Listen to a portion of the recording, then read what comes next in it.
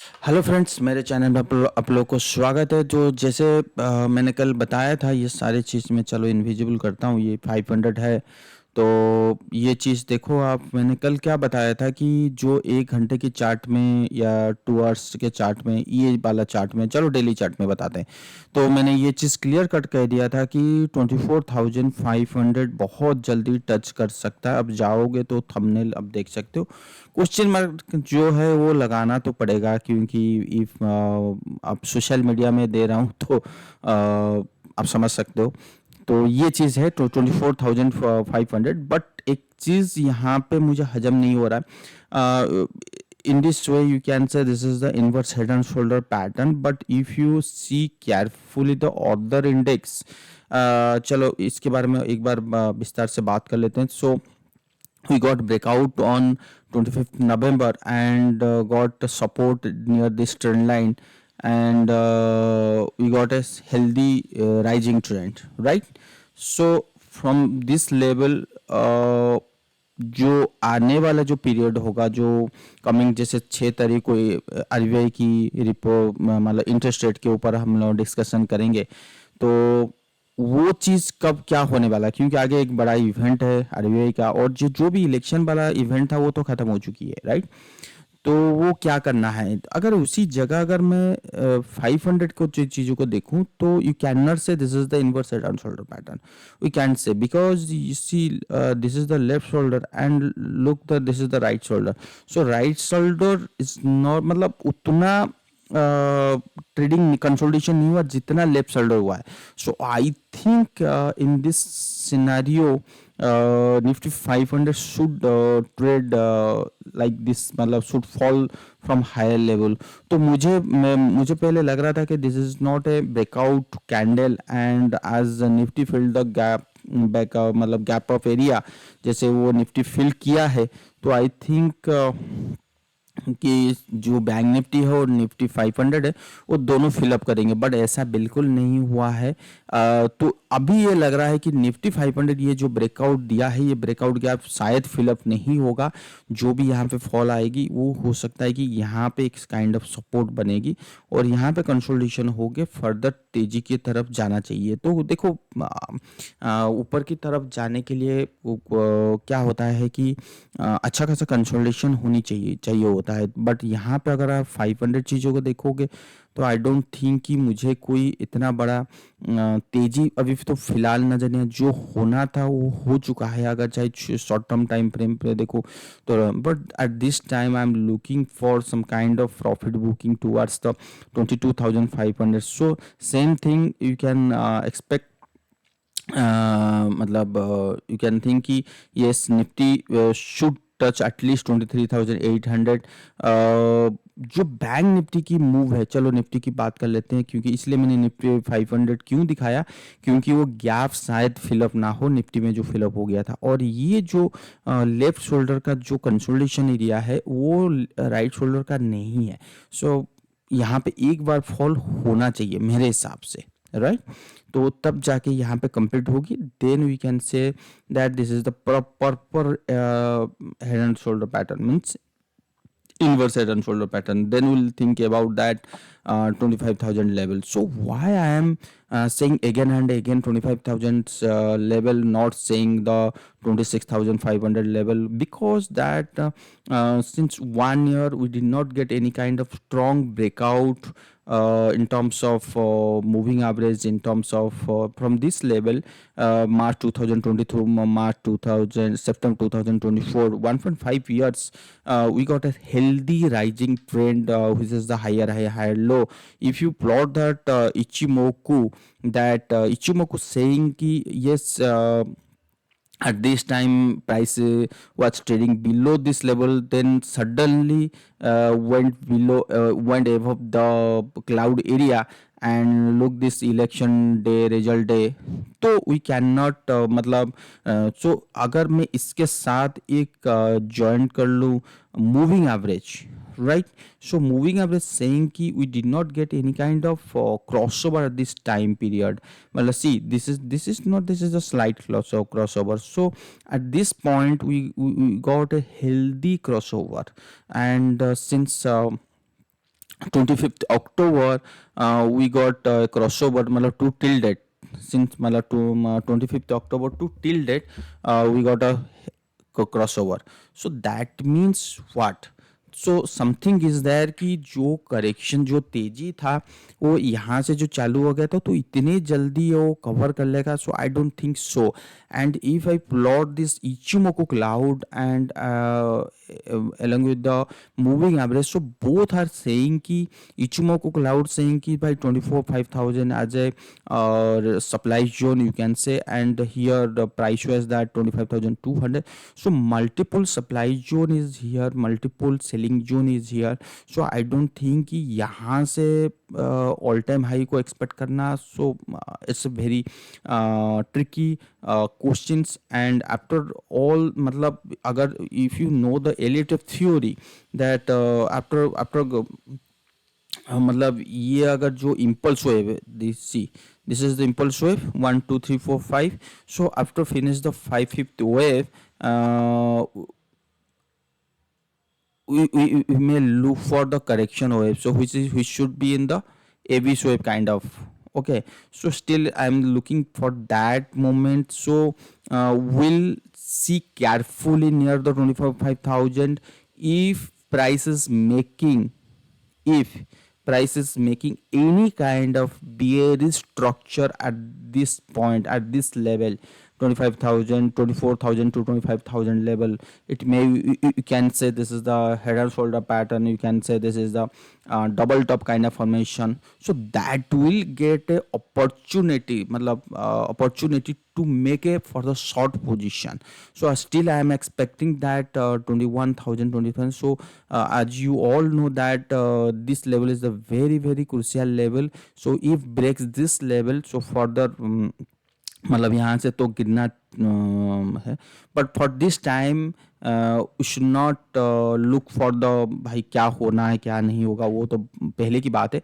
अब तो भाई 25,000 कैसे टच करेगा वो चीज़ देखते हैं. सो मैं आपको क्यों उतनी एग्रेसिव नहीं हूँ, but still but if you look at this time some stocks मतलब आपको इतनी वैल्यूएबल पोजीशन पे मिल रहा है. Even I am talking about the large cap. Okay, and I have already मतलब मैं जितने भी लार्ज कैप है मैं थोड़ी थोड़ी करके वो बाई करना चालू कर दिया हूँ.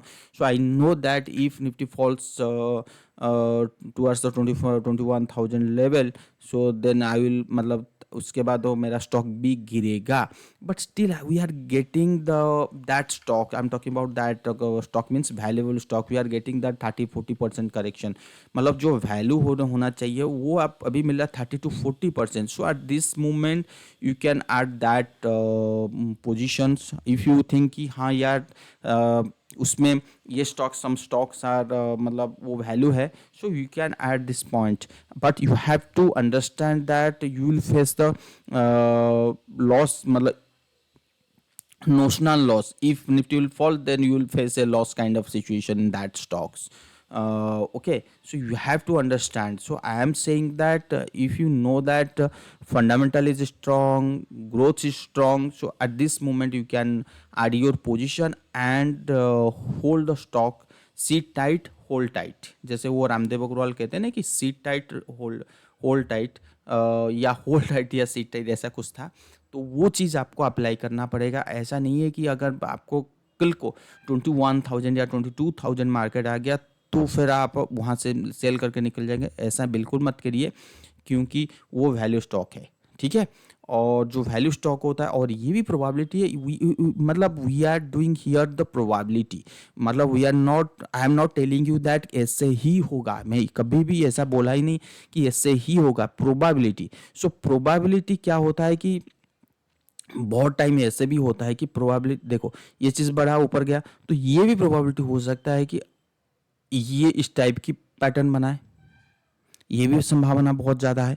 तो अगर इस टाइप की पैटर्न बनाएगा तो जो आपकी फंडामेंटल स्टॉक है वो बहुत अच्छे अच्छे मतलब तेजी में भागेंगे। ये कंसोलिडेशन करेगा निफ्टी, बट वो आपके स्टॉक जो है वो हायर हाई बनाते जाएगा। तो ये चीज़ समझना पड़ेगा कि we are in the middle of the position, so we can't think कि हम निफ्टी के बेसिस पे बाई नहीं कर सकते। But at this point I am not, मैं पहले भी कहा था कि we are not looking kind of crash kind of situation, but yes here from here this level we'll see a face some kind of correction. Even you can say that 18%, but still it's pending. So it depends time, मतलब वो time आएगा तो अगर ये चीज़ ऐसे हो सकता है या ऐसे हो सकता है। सो आई डोंट नो कि ये दोनों को हम करेक्शन कह सकते हैं, ठीक है। तो वो चीज़ मैंने इसलिए कहा कि आपको कन्फ्यूजन हो रहा होगा कि यहाँ पे तेजी का मतलब होता है ऑल टाइम हाई, तो मैं क्यों ऑल टाइम में क्यों बुल में बैठा नहीं हूँ, नंबर वन। नंबर टू, आप अगर एडी लाइन देखोगे तो वहाँ पे इम्प्रूवमेंट कुछ नहीं है, ठीक है ना, वही तो इसलिए मैं स्लोली बाई करने के लिए ही कह रहा हूँ। तो और रहा इंट्राडे के, आज तो इंट्राडे के मूव तो मतलब वन वे रैली था, मतलब यहाँ पे मुझे लगा कि यहाँ पे मुझे एक वीडियो बनाना चाहिए था इस पॉइंट पे, इस पॉइंट पे, बट वहाँ पे मुझे कंफर्टेबल नहीं हुआ। ऐसा क्यों? क्योंकि यहाँ पे जो ब्रेकआउट आया ना 24,445 के आसपास, और जो सेलिंग का सिग्नल था ना वो करीब करीब 40 पॉइंट के आसपास था।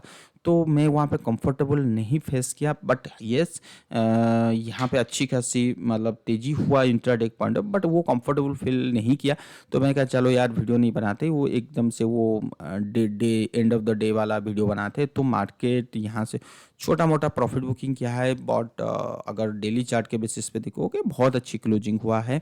और 24,000 आज हाईएस्ट ओपन इंटरेस्ट तो है ही है, 24,500 तो हडल रहेगा ही रहेगा। तो अगर हाँ एक चीज़ है, अगर टुमोरो टुमोरो या डे आफ्टर, जैसे 3 है कल, 4 5 6, तो टुमोरो अगर हमें कोई भी बियर कैंडल मिला यहाँ से इस लेवल से, कोई भी बियर कैंडल मिला, देन विल थिंक कि भाई ये 24,500 एक मतलब ज़बरदस्त सपोर्ट बन गया, सॉरी रेजिस्टेंस बन गया। तो जो मैं अभी एक्सपेक्ट कर रहा था कि 23,700 टू 800 आएगा, तो फिर वो चांसेस बढ़ जाता है। तो कल तक हम देखने की कोशिश करते हैं, but ultimately should touch at least 25,000 level, जो जैसे मैंने कहा कि ये इसका रिएक्शन है। मतलब ये जो इम्पल्स वेव था, ये जो इम्पल्स वेव था इसका करेक्शन वेव है, ठीक है। इम्पल्स वेव कुड भी आपको अप ट्रेंड भी मिल सकता है, डाउन ट्रेंड भी मिल सकता है। Impulse wave means what? Impulse wave means जो 1 2 3 4 5 फिफ्थ वेव में चला, that is called impulse wave, और you can say this is the trending wave. Okay, so यहाँ पे मूविंग एवरेज प्लॉट करोगे तो मूविंग एवरेज परफेक्ट काम किया होगा। जो मूविंग, ये देखो मैं दिखाता हूँ आप सबको, ये मैं 10-20 मूविंग एवरेज प्लॉट करता हूँ, ये देखो परफेक्ट काम किया। बात समझ में आया? जैसे जैसे 20 के पास आया हमने सेलिंग मिला। तो ये होता है इम्पल्स वेव। तो इम्पल्स वेव का जो करेक्शन वेव होता है, करेक्शन इन द सेंस ऊपर की तरफ जो होगा, वो करीब करीब 25,000 के आसपास होनी चाहिए। कैसे निकाला मैंने? फिबोनाची के थ्रू। ऐसा कोई कॉम्प्लिकेटेड चीज़ें नहीं है। ये देखो इस लेवल पे 25,100 से लेके 25,000 सम अराउंड आप लेके चलो, ठीक है। तो मैं राउंड फिगर की इसलिए बात की। तो ये चीज़ है, और कोई ऐसा कोई नहीं है, रॉकेट साइंस नहीं है कि आप लोग नहीं कर सकते। तो यही तो एजुकेशन है, मैं आपको बताता हूँ। और उसके साथ साथ क्यों मैं बार बार बोलता हूँ कि एडी लाइन को देखना मत भूलिए। सबसे बड़ी बात यहाँ पे एक इम्पोर्टेंट अपडेट मैं देना चाहता हूँ कि आई वाज रॉन्ग, मतलब जो मैं बैंक निफ्टी में एनालिसिस कर रहा था वो रॉन्ग था। क्या? I before I was expecting जैसे निफ्टी नीचे आना चाहिए था, तो bank Nifty should touch at least this level. तो ये चीज़ मैंने आप सबको कहा था। But at this moment, at this time, look what is what the bank Nifty is doing. We got a breakout above the trend line area and did not go below this level continuously. We are मतलब we are getting a bullish kind of structure after मतलब this red candle, and again touch this higher level. Okay, so if nifty falls from this 24,500 to 23,800. So I think Bank Nifty should touch at least level, not below this level. मतलब ये है कि bank Nifty एक बार यहाँ तक आनी चाहिए. अगर निफ्टी आया तो ये डेफिनेटली आएगा. और ये जो हेड एंड शोल्डर पैटर्न था इसका बैंक निफ्टी का, ये अच्छा खासा कंसोलिडेशन कर दिया, गैप अप ओपनिंग हो गया और उसने कंसोलिडेशन कर लिया. और इस कंसोलिडेशन के बाद अगर बैंक निफ्टी भागा, तेजी हुआ ना, तो एक चीज़ तो कंफर्म है यहाँ पे. तो वो चीज़ अभी कॉन्फिडेंटली बोल नहीं पाऊंगा. उसके लिए हमें इंतज़ार करना पड़ेगा कहाँ तक, निफ्टी में बुल पैटर्न बनने का, मतलब निफ्टी में फॉल होने का. तो फॉल होने के बाद जो अगर कंसोलिडेशन यहीं पे अगर फर्दर हमें 10 डेज 15 डेज का कंसोलिडेशन फर्दर मिला, तो फिर आप यकीन मानो ये जो ऑल टाइम हाई है ना, ये ऑल टाइम हाई नहीं रहेगा, कि न्यू ऑल टाइम हाई आएगा बैंक निफ्टी में. ठीक है. तो अगर मैं एक चीज़ देखता हूँ यहाँ पे कितना है, अच्छा 2 तो उस बेसिस पे मुझे ये दिख रहा है कि बैंक निफ्टी जो है ना, यहाँ तक भी आ सकता है, यहाँ तक आ सकता है. मैं श्योर नहीं हूँ, मैं फिर बोलता हूँ मैं श्योर बिल्कुल नहीं हूँ. मतलब ये अगर कंसोलिडेशन हुआ तो definitely will touch this level and will touch this level, perfect. But ये लेवल टच होगा नहीं होगा, ये चीज़ बहुत बड़ी क्वेश्चन मार्क है. 57,000, बट मतलब ये लेवल तो है ही है आपके पास. 55,000 को लेके चलो, आपके पास है, मतलब ये कोई नहीं लेके जा सकता. तो ये चीज़ आप दोनों तरफ बैठना पड़ेगा अभी के टाइम पे बैंक निफ्टी में. मतलब यहाँ पे अगर आपका बाई बनता है तो 55,000 मतलब 6% की तेज़ी तो है ही है, आपके पॉकेट में है. Maximum we can say that 10% की तेज़ी. ठीक है. तो आपके दिमाग में आ रहा होगा कि अच्छा, तो 10% की तेज़ी होगा तो निफ्टी में भी हो जाएगा. यस. तो मैं इसलिए कह रहा था कि अभी मैं फ़िलहाल इसके ऊपर 10% की तो बोल ही ना रहा हूँ, 6% की देख सकते हैं. क्यों? इसका दो तरीके की है. उसने अपने गैप को फिलअप नहीं किया, स्ट्रॉन्ग बहुत है. निफ्टी ने अच्छा खासा फॉल हो गया, बैंक निफ्टी में नहीं. तो जब बैंक निफ्टी तेजी होगा तो निफ्टी से काफ़ी ज़्यादा भागेगा. ये चीज़ आप सबको पता है. तो इसीलिए मैं कहने की कोशिश कर रहा हूँ बैंक निफ्टी. तो मैं इससे पहले एक्सेप्ट कर रहा था कि 46,000 आना चाहिए. हाँ, सबसे बड़ी बात, अगर बैंक निफ्टी इस टाइप की पोजीशन बना रहा है, क्लियर, मतलब इन ये टाइप के पोजीशन, तो आप यकीन मानो अगर 57 हो या 55 हो, शार्प सेलिंग प्रेशर आएगा. क्योंकि ये जो पैटर्न है ना, itself it is a bearish kind of structure. Itself it is a bearish kind of structure.